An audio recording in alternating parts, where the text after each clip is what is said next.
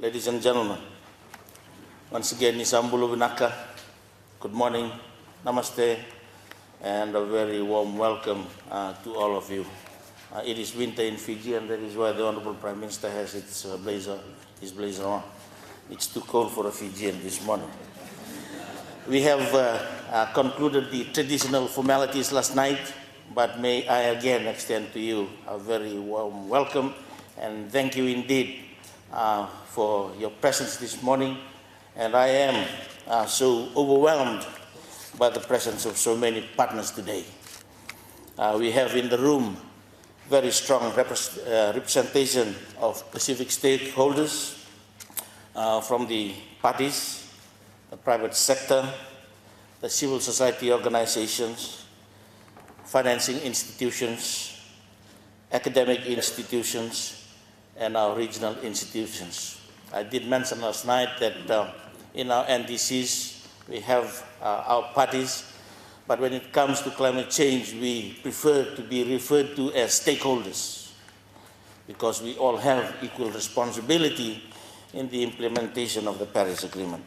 I would also like to acknowledge the various mission representatives and the international organizations. Your presence in this inaugural Climate Action Pacific Partnership bodes well for the climate action work that we have ahead of us. Excellencies, ladies and gentlemen, as we are all aware, the Global Climate Action Agenda is a decision of the Conference of the Parties in 2015.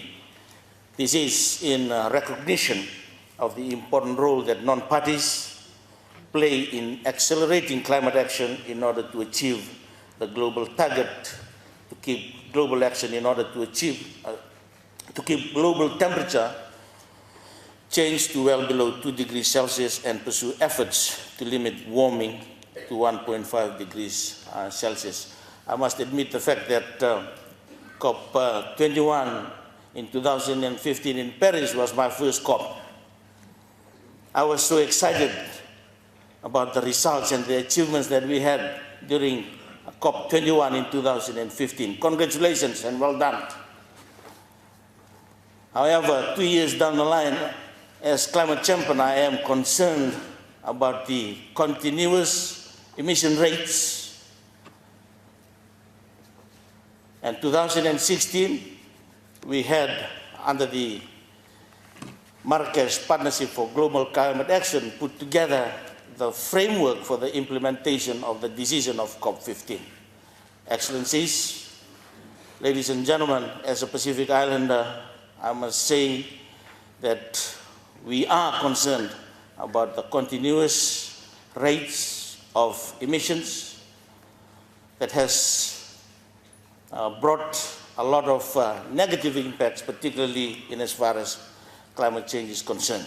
And it's not only the concern of every Pacific Islander, it must be the concern of every global citizen, because climate change affects all of us, and that is one of the reasons why we are here, to align to the Paris Agreement, and most importantly, in the climate agenda, it is about aligning to the Marrakesh Partnership for Global Climate Action, and the time for action is now.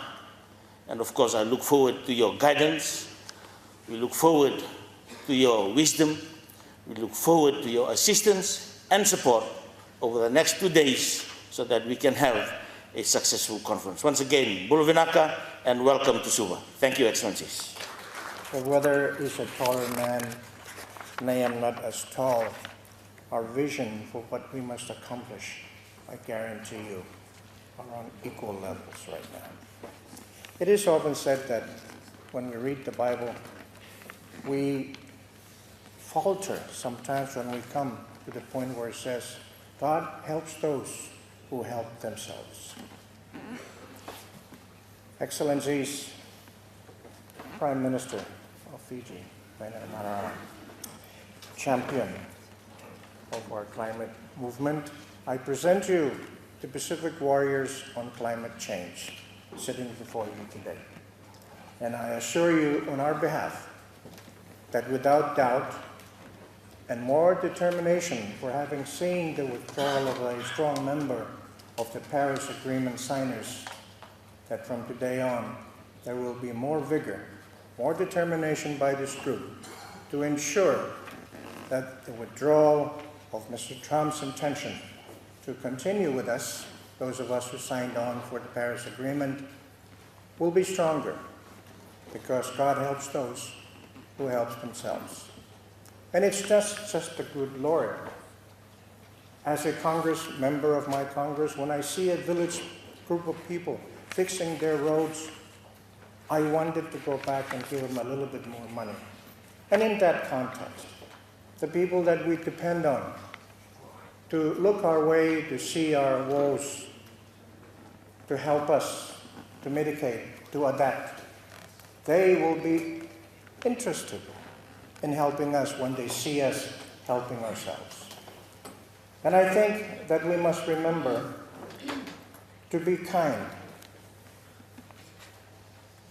To be kind to those, even those who we think today are not keeping up to the promise as signed on in New York after Paris. We must not forget the powerful effects of soft words, friendly words, that we must not shout at those we think are not helping us.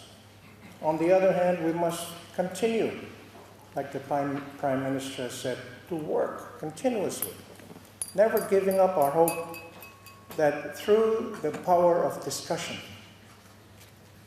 we will achieve something better than had we not gotten together to do something for ourselves.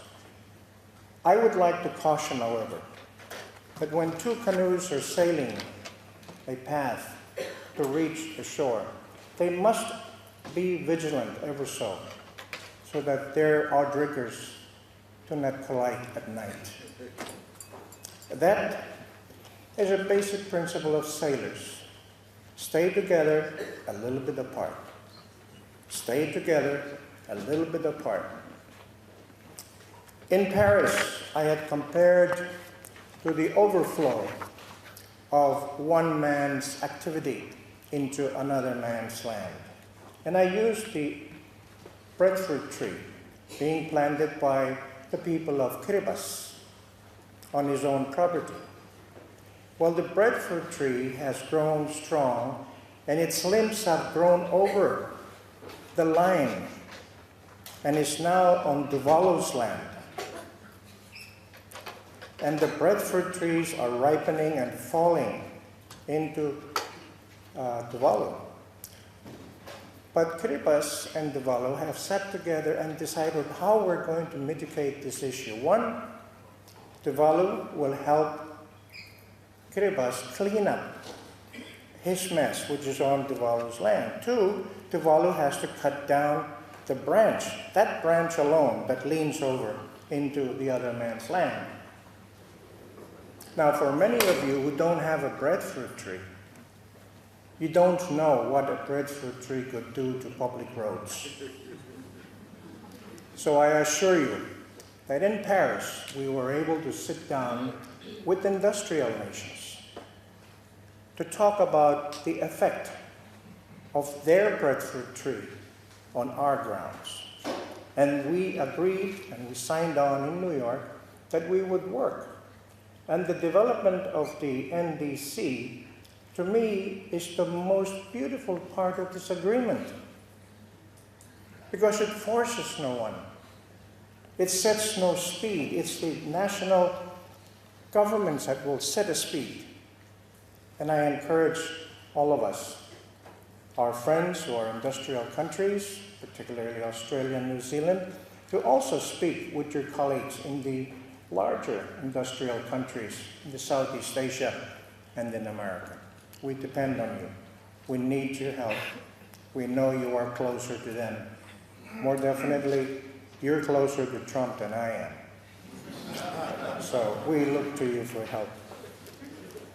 I would like at this point to go back to the main point, the reason why I'm here, and that is to thank the Prime Minister of Fiji, the government of Fiji, our champion, for putting together this forum to again reinvigorate our strength, Because some of us may have become disillusioned, discouraged, disappointed that one member, a strong member who had committed so much resource to our formula of adaptation, has withdrawn from the pact.